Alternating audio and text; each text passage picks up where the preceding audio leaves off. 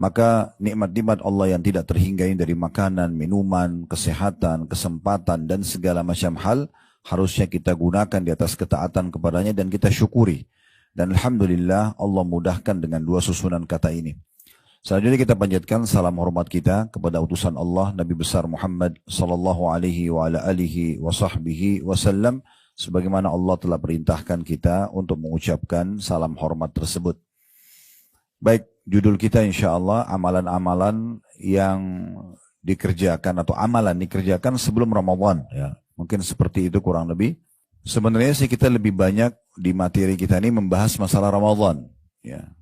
Walaupun kita akan menyinggung tentang amalan secara umum yang kira-kira bisa memotivasi seorang muslim untuk mengerjakan ibadah apapun. Dan kalau kita simpulkan sebenarnya adalah bagaimana kita mengetahui, mempelajari dan mendalami kembali apa yang berhubungan dengan janji Allah di ibadah yang kita ingin kerjakan. Jadi kalau Bapak Ibu atau Ibu-Ibu sekalian ingin rajin mengerjakan sholat malam, maka kata kuncinya sebenarnya adalah bagaimana kita membaca dulu dan mengetahui apa yang kita dapatkan kalau sholat malam. Begitu juga kalau kita ingin rajin bersedekah, haji dan umroh, bakti sama orang tua, apa saja. Semua jenis perintah agama, kalau kita ingin agar kita selalu termotivasi mengerjakan, terdorong, ya, semangat untuk mengerjakan, dan juga bahkan bisa lebih jauh dari itu, yaitu istiqamah. Kita konsisten menjaganya, yaitu dengan membanyak mempelajari dan mengulang-ulangi kembali tentang janji Allah di ibadah tersebut. Jadi jangan pernah melakukan satu ibadah, ini saran kami, kecuali ibu-ibu sudah mempelajari dan mengetahui, bahkan sering mengulang-ulangi janji Allah di ibadah itu. Biasanya dalam bahasa ceramah itu fadilahnya. Demikian pula kalau kita masih terjerumus dalam pelanggaran-pelanggaran agama, maka secara otomatis tentunya kita juga mengetahui atau mempelajari dan mengulang-ulangi tentang masalah ancaman di dosa yang sedang kita kerjakan. Sehingga akhirnya jiwa ini menahan diri agar jangan sampai terjerumus dalam kesalahan tersebut. Karena kita makin tahu atau kembali diingatkan tentang masalah ancaman orang berbohong misalnya, atau riba misalnya, atau gunjing atau gosip misalnya, fitnah dan seterusnya. Maka ini diistilahkan oleh para ulama dengan at-targhib dan tarhib. At-targhib artinya dalil-dalil syar'i yang memotivasi kita untuk selalu mengerjakan ibadah dan bisa konsisten menjaganya, serta at-tarhib adalah dalil-dalil ancaman bagi para pelanggar supaya mereka tidak melakukannya atau berhenti dari pelanggarannya.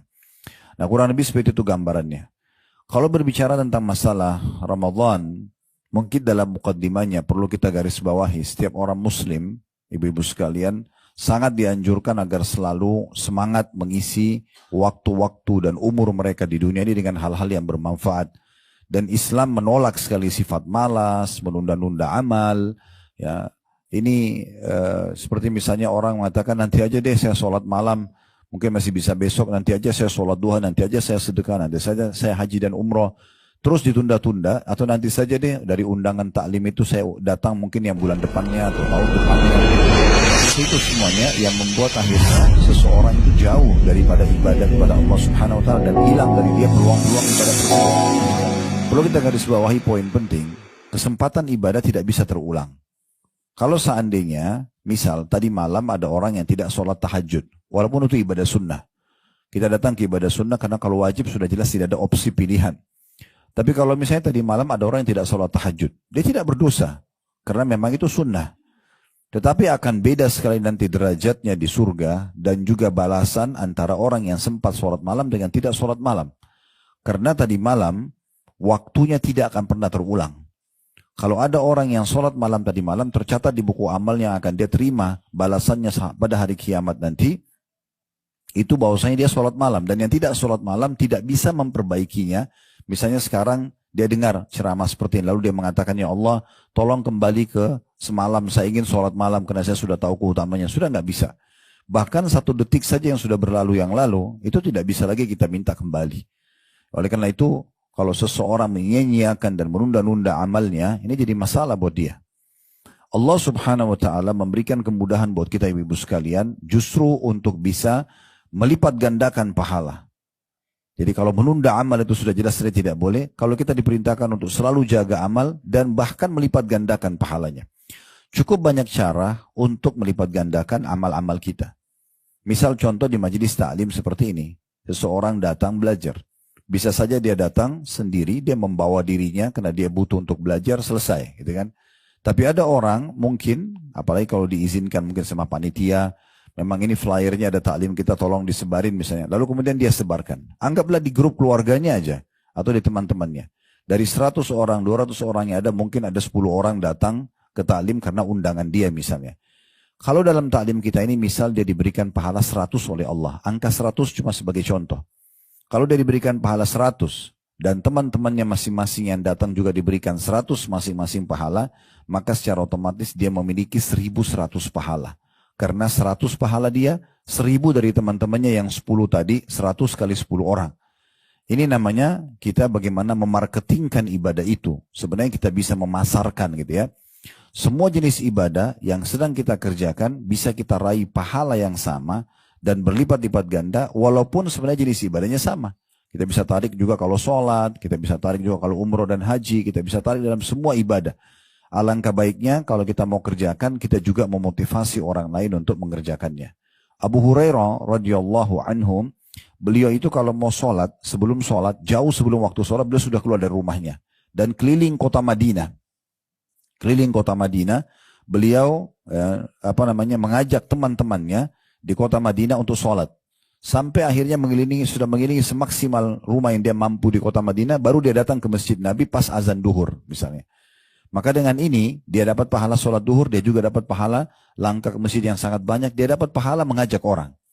Sehingga dia bisa mendapatkan ekstra pahala jenis ibadah yang sama, toh sama saja waktunya, jenis ibadahnya, energi yang juga dia keluarkan. Ini contohnya gitu ya. Dia bisa lipat gandakan pahala dari ibadah tersebut. Yang kedua, kita bisa juga melipat gandakan pahala dengan mengemas ibadah itu. Jadi kita bagaimana mengemasnya sebaik mungkin. Akan beda pahalanya orang yang bangun sholat malam, ibu-ibu sekalian. Begitu dia bangun sholat malam, ya udah dia sholat apa adanya saja. Maksudnya dalam keadaan dia, mungkin dia pakai mukena, maaf yang belum dicuci, mungkin sudah 1 minggu belum dicuci. Misal contoh sejadahnya juga sama, kondisinya sudah berapa lama dipakai sama dia misalnya. Dia pun terlintas di benaknya baca surah yang mudah saja buat dia. Selesai dia sholat. Dapat pahala, dapat pahala. Bagaimana, berapa besarnya kita nggak tahu. Tergantung kadar keikhlasan dia. Tapi sebenarnya dia bisa meraih pahala ekstra kalau dia mengemas sholat malam itu. Contoh misalnya, dia memang sudah menyiapkan mukena yang sudah dicuci.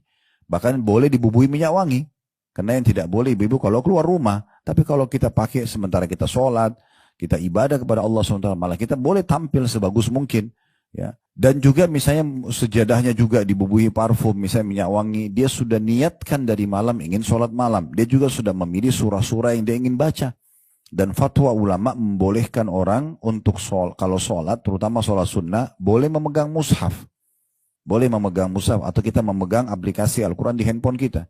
Jadi daripada ibu mutar-mutar baca inna atayna wal asr tabbat yada misalnya, itu aja terus sudah 10 tahun sholat malam, kenapa nggak baca dari Al-Baqarah sampai selesai Al-Imran dengan cara memang continue melihat aplikasi Al-Quran kita yang kita selalu baca setiap malam gitu ya. Itu contohnya. Jadi misalnya kita kalau mau, kan sholat malam itu ada banyak motivasinya ya. Nabi SAW menyebutkan pahala beda orang kalau baca cuma 10 ayat, orang baca 100 ayat, orang baca 1000 ayat. Itu banyak sekali hadis-hadis atau ada hadis yang menyebutkan tentang keutamaan yang berbeda masing-masing.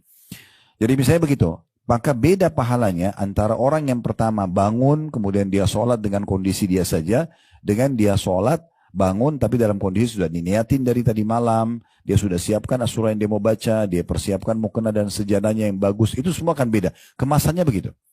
Dalam sedekah juga sama. Mungkin beda sekali pahalanya antara seseorang yang kebetulan lewat di pinggir jalan, ada orang miskin minta. Kemudian dia mengorek dompetnya, berapa saja uang yang ada dikeluarkan sama dia. Gitu kan.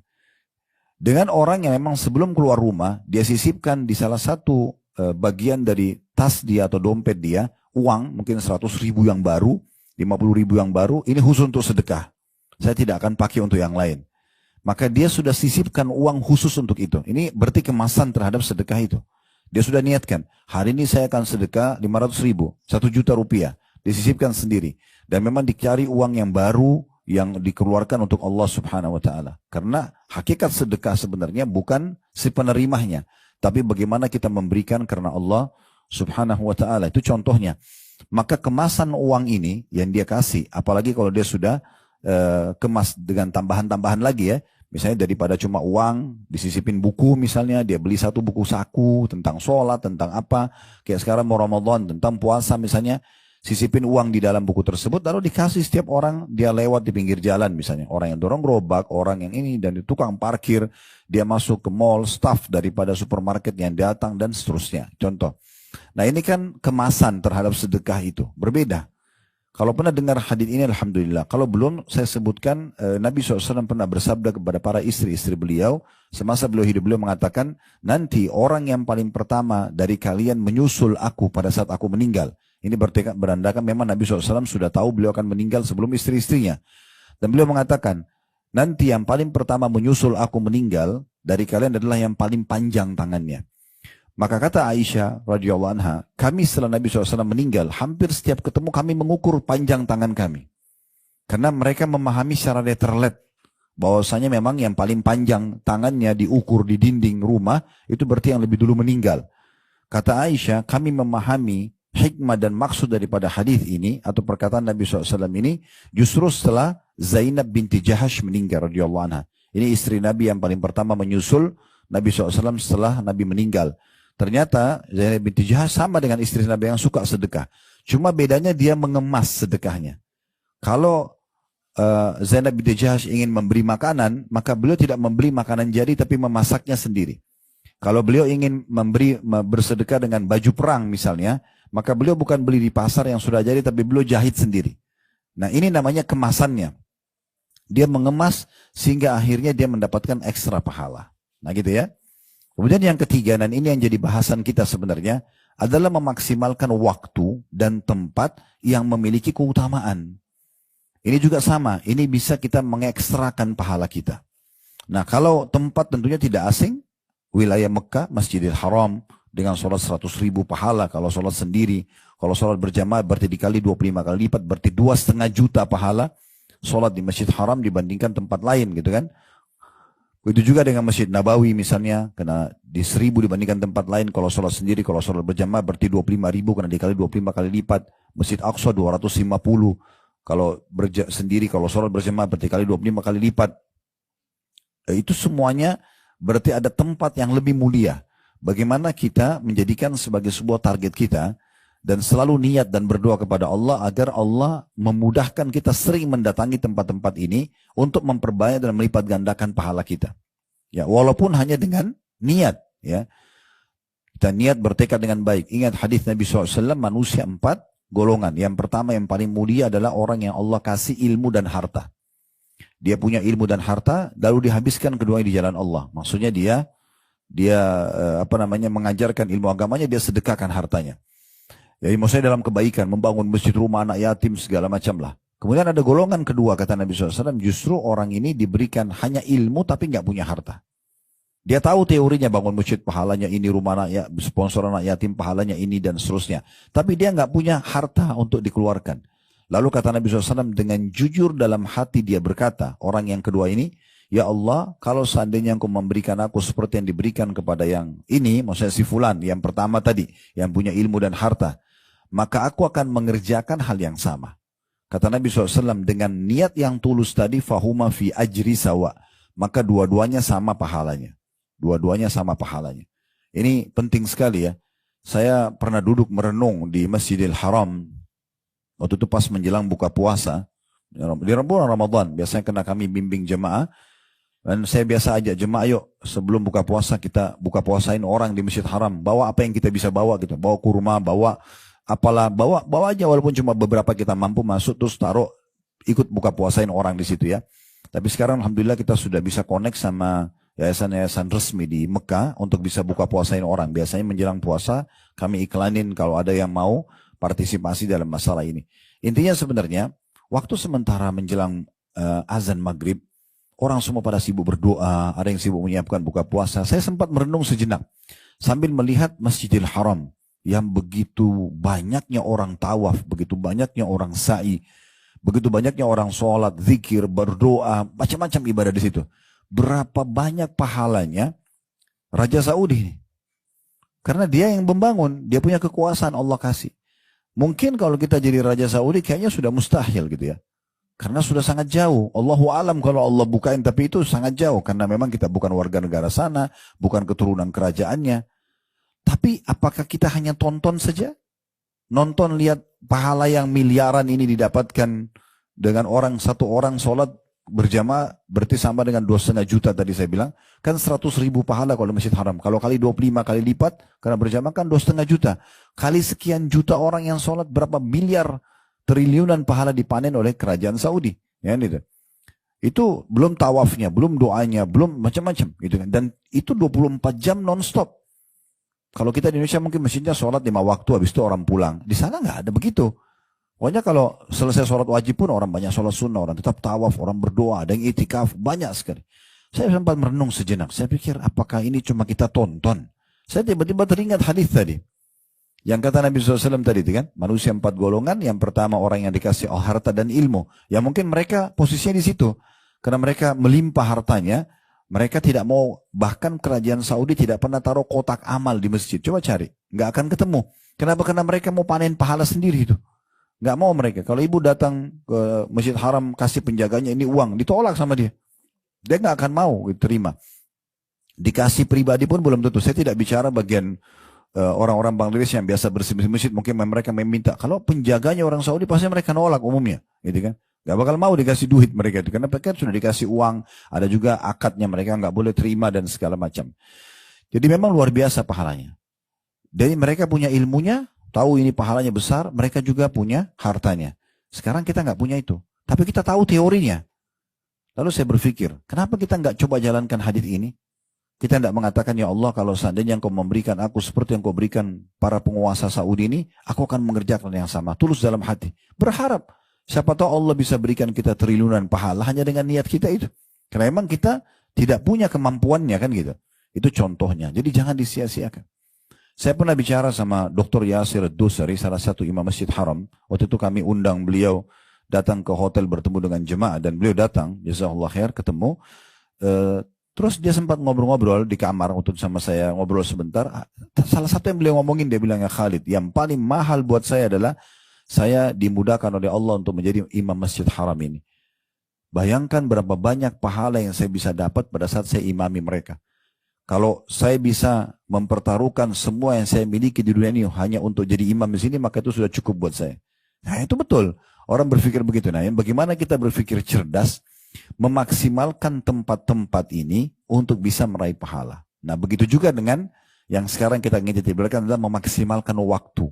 Nah, waktu yang bisa dimaksimalkan ini, itu diantaranya bulan Ramadan. Ini salah satunya. Dan sudah sangat tepat sebenarnya, kalau kajian kita walaupun masih 1 bulan lagi Ramadan, justru memang harus punya persiapan jauh sebelumnya gitu ya.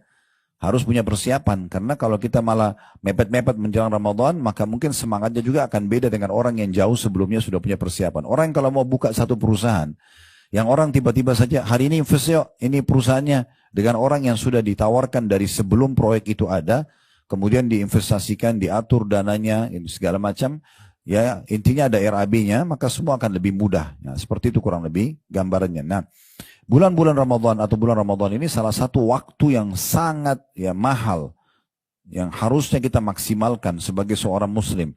Bahkan sebagian salaf mengatakan andai saja ada seseorang yang sudah meninggal dunia, kemudian dikasih pilihan untuk hidup dan memilih di antara 12 bulan-bulan Hijriah dalam setahun, dia pilih untuk dia hidup, maka dia akan pilih Ramadan. Karena orang yang sudah meninggal akan lebih memahami tentang makna keutamaan waktu ini. Nah ini kurang lebih mukaddimah kita pembukaan untuk menjelaskan kenapa ada singgungan tentang amalan yang harus dikerjakan sebelum Ramadan. Nah kalau saya kerucutkan adalah kita mencari tahu tentang apa yang kita dapatkan di bulan Ramadan. Sehingga kita lebih semangat lagi untuk memaksimalkan waktu yang sudah Allah tentukan ini. Dan Allah memang punya hak untuk bisa mengatur apa saja. Sebagaimana Allah pilih dari kalangan malaikat-malaikat ada Jibril, ada Mikail, ada Israfil, pemimpin dari sekian banyak malaikat yang lain, Allah pilih para nabi-nabi dan rasul dari sekian banyak manusia. Allah pilih dari tempat-tempat tadi, ada Mekah, ada Madinah, ada Baitul Maqdis, ya, ada Masjid Haram, Masjid Nabawi, ada Baitul Maqdis, itu dari tempat-tempat yang lain. Allah memilih dari hari-hari, ada hari Jumat, kayak hari kita sekarang dibandingkan hari-hari yang lain. Ada bulan, yaitulah bulan Ramadan dibandingkan bulan-bulan yang lain gitu ya. Semua ini memang hak Allah Subhanahu wa taala. Allah memilih sesuai dengan keinginannya dan Allah kekalkan itu dalam Al-Qur'an. Memang Allah memilih dan Allah mengatur semuanya. Tinggal bagaimana kita memaksimalkan apa yang sudah Allah Subhanahu wa taala pilihkan buat kita tadi. Dan itu Allah Subhanahu wa taala sebutkan dalam surah Al-Qasas surah nomor 28 ayat 68. Surah nomor 28 ayat 68, "Wa rabbuka yakhluqu ma yasha'u wa yakhtar ma kana lahumul khiyaratu min ma kana lahumul khiyara subhanallahi wa ta'ala amma yusyrikun." Dan Tuhanmu menciptakan dan memilih apa yang Dia kehendaki bagi mereka, maksudnya manusia. Dan bagi manusia tidak ada pilihan. Maha suci Allah dan maha tinggi. Dia maha suci Allah dan maha tinggi ya dari apa yang mereka persekutukan, gitu ya. Nah, Ramadan ini ibu-ibu sekalian ibarat bulan pelatihan. Dan kita akan sebutkan belasan daripada manfaat seseorang memaksimalkan Ramadan. Ya, itu yang sebenarnya satu poin saya sudah cukup untuk kita termotivasi mengejar dan berusaha berdoa kepada Allah SWT agar dipanjangkan umur sampai di Ramadan. Gitu ya. Apalagi kalau sampai belasan yang bisa kita sebutkan. Jadi Ramadan itu ya, memang dia banyak sekali yang akan diberikan manfaat-manfaat, diantaranya sebenarnya seperti ibaratnya kalau perusahaan itu, saya yakin kalau di sini ibu-ibu yang punya perusahaan tidak asing, semua staf kita walaupun dia cum laude di kampusnya, tamatan terbaik misalnya bagian akunting, manajemen atau apa saja, itu biasanya setelah 6 bulan, 1 tahun bergabung di perusahaan, 2 tahun pasti ada upgradingnya. Dia harus ikut pelatihan-pelatihan lagi untuk meningkatkan skillnya. Gitu kan? Jadi tidak cukup teori yang dipelajari di kelas gitu ya, di kampus dulu. Tetap pengalaman lapangan itu akan membuat butuh upgrading. Nah, kita sekarang makanya biasa perusahaan punya pelatihan-pelatihan. Nah, dikirimlah stafnya untuk pelatihan, ada dalam negeri ada luar negeri. Tujuannya agar dia bisa mendatangkan hal yang lebih baik buat perusahaan. Nah, seperti itulah. Nah, bulan Ramadan diibaratkan seperti itu. Dia kayak bulan pelatihan. Ya, bagaimana kita sebenarnya setiap tahun mengupgrade diri kita ya dan meningkatkan hal-hal yang baik terutama dalam ibadah kepada Allah Subhanahu wa taala. Jadi Ramadan itu untuk bekal kita 11 bulan ke depan. Ramadan akan datang lebih tinggi lagi. 11 bulan ke depan sampai kita bertemu dengan Allah Subhanahu wa taala dalam kondisi lebih sempurna dari sisi iman dan juga amal saleh. Nah, seperti itulah. Nah, bulan Ramadan ini memiliki banyak sekali poin-poin dari saya bilang belasan, coba kita singgung ya, yang harusnya memang salah satunya saja sudah bisa menjadi motivasi besar kita untuk mengejar dan terus berdoa kepada Allah SWT agar bisa sampai di bulan Ramadan. Dan nanti kalau tiba Ramadan pun kita masih hidup dengan izin Allah SWT, jangan disia-siakan. Karena ini bulan sangat luar biasa, terkhususkan gitu ya. Banyak khususia atau khasnya yang tidak ada di bulan-bulan lain. Yang pertama, bulan Ramadan adalah bulan turunnya Al-Quran. Yang dimaksud dengan bulan turunnya Al-Quran, bukan hanya sekedar kita kenang, oh Al-Quran turun pernah pertama di bulan Ramadan. Karena Al-Quran itu turun bertahap semua ayat-ayat dan surahnya selama 23 tahun, ibu-ibu sekalian. 13 tahun di Mekah, dikenal surah-surah yang turun di sana dengan surah-surah Makkiyah, atau yang turun di Mekah, dan 10 tahun fase Madinah, itu juga turun dikenal dengan surah-surah Madaniyah. Salah satu perbedaan dasar antara surah-surah Makkiyah dan Madaniyah adalah kalau Makkiyah itu belum banyak bicara masalah hukum. Lebih banyak bicara tentang masalah umat sebelum kita, tentang surga dan neraka gitu ya. Teguran-teguran Allah SWT kepada orang-orang kafir Quraisy, itu isinya. Nanti fase Madinah, ayat surah-surah Madinah itu kebanyakan hukum-hukum. Makanya perintah Ramadan itu terjadi di tahun 2 Hijriah. Itu juga dengan jihad, begitu juga dengan zakat. Banyak sekali. Yang di Mekah itu diperintahkan lebih kepada sholat saja. Itu pun terjadi di tahun ke-11 dari masa kenabian setelah kejadian Isra dan Mi'raj gitu ya. Sebelumnya itu adalah peringatan-peringatan lebih kepada umat-umat sebelum kita yang telah Allah binasakan karena mereka syirik kepada Allah Subhanahu wa taala. Nah, seperti itu. Jadi Al-Quran sebagaimana Allah sebutkan turun di bulan Ramadan dalam surah Al-Baqarah, surah nomor 2 ayat 185. Syahrul Ramadan alladhi unzila fihi al-Qur'anu hudan linnasi ubayinati minal huda wal furqan. Al-ayah. Bulan Ramadan adalah bulan yang di dalamnya diturunkan Al-Quran sebagai petunjuk bagi manusia dan penjelasan mengenai petunjuk itu dan pembeda antara yang benar dan yang batil. Maksudnya, begitu tiba Ramadan nanti, ibu harusnya menjadikan momentum yang paling tepat untuk lebih mengenal Al-Quran. Lebih baik bacaannya, lebih baik tadabburnya, lebih bertambah hafalannya, lebih banyak mengaplikasikan isi Al-Quran. Sebagaimana yang kita paparkan tentang hak Al-Quran ada 4 gitu ya. Dikatakan bahwasanya Nabi SAW menjadikan Ramadan sebagai momentum lebih dekat dengan Al-Quran. Padahal beliau sendiri turun padanya Al-Quran. Di dalam hadis yang sahih, diriwayatkan oleh Tirmidzi, kata Nabi atau dikatakan oleh Ibnu Abbas radhiyallahu anhu, karena Rasulullah SAW ajwadan nasi wa kana ajwadu ma yakunu fi Ramadan. Hina yalqahu Jibril wa kana yalqahu fi kulli lailati min Ramadan fayudarisuhu al-Quran. Fala Rasulullah SAW ajwadu bil khairi min rihil mursala. Rasulullah SAW adalah manusia yang paling dermawan, terutama di bulan Ramadan. Jadi selain Ramadan sudah dermawan, Ramadan lebih termotivasi lagi karena besarnya keutamaannya. Kemudian dikatakan dan pada bulan Ramadan ya, Jibril datang menemui Nabi SAW pada setiap malam dari bulan Ramadan. Dan Jibril mengajarkan Al-Quran kepada Rasulullah SAW. Dan ketahuilah Rasulullah SAW orang yang paling dermawan, bahkan lebih cepat daripada angin yang berhembus. Tapi saksi bahasan kita, Nabi SAW sendiri memaksimalkan Ramadan dengan Al-Quran. Sebagian ulama salaf, ibu-ibu sekalian, kalau tiba Ramadan, mereka ada yang menutup majelisnya. Majelis ini ditutup khusus untuk Al-Quran. Ada sebagian pedagang memberhentikan perdagangannya untuk Al-Quran. Sampai seperti itu mereka melakukan. Karena mereka tahu ini bulan bagaimana mereka justru mendalami Al-Quran. Ada 4 hak Al-Quran yang harus kita perhatikan baik-baik. Dan usahakan Ramadan nanti ini kita lebih bisa meningkatkan itu. Ya, yang pertama membacanya. Caranya membaca harus berurut. Dari 114 surah itu. Dari Al-Fatihah surah nomor 1. Al-Baqarah surah nomor 2. Al-Imran 3. An-Nisa 4. Gitu kan? Al-Ma'idah 5. Al-An'am 6. Terus begitu. Berlanjut Al-Anfal, At-Taubah, Yunus, Hud, dan seterusnya sampai surah An-Nas. Ibu ngerti nggak ngerti artinya nggak masalah. Yang penting mengkhatamnya. Membaca. Ya. Dan ini tentu besar sekali pahalanya. Ya, di antaranya Nabi SAW menjadikan orang yang suka membaca Al-Quran akan menjadi penolong buat pembacanya di hari kiamat.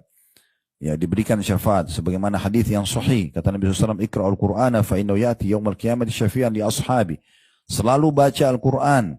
Karena dia akan menjadi atau datang pada hari kiamat sebagai pemberi syafaat kepada pembacanya.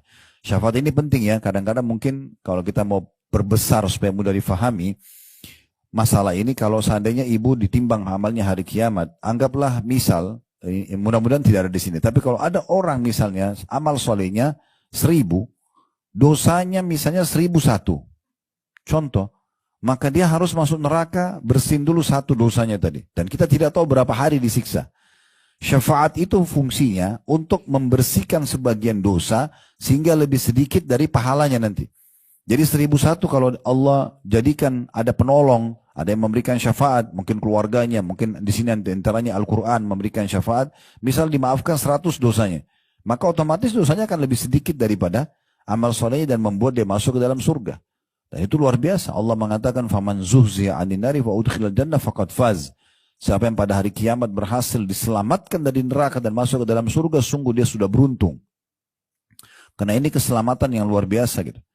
Dan orang yang membaca Al-Quran, yang suka membaca, Nabi SAW berikan perumpamaan, ya, itu seperti buah utrujja. Nanti akan kita jelaskan seperti apa, tapi saya jelaskan dulu bacakan dulu dalilnya.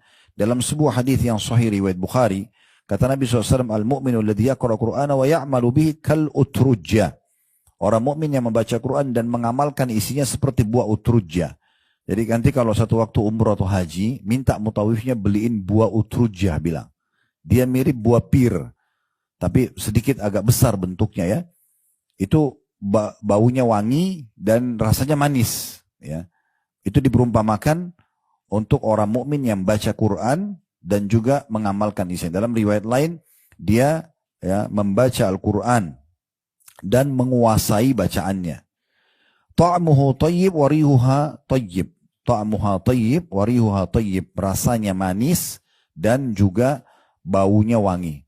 Saya lihat di beberapa hotel di Mekah itu ada disiapin buah itu. Dia mirip-mirip pir sedikit, cuma bentuknya agak beda ya. Itu buahnya. Ya. Atau mungkin ibu bisa ketik nanti di Google ya, buah utruja, keluar gambarnya itu ya.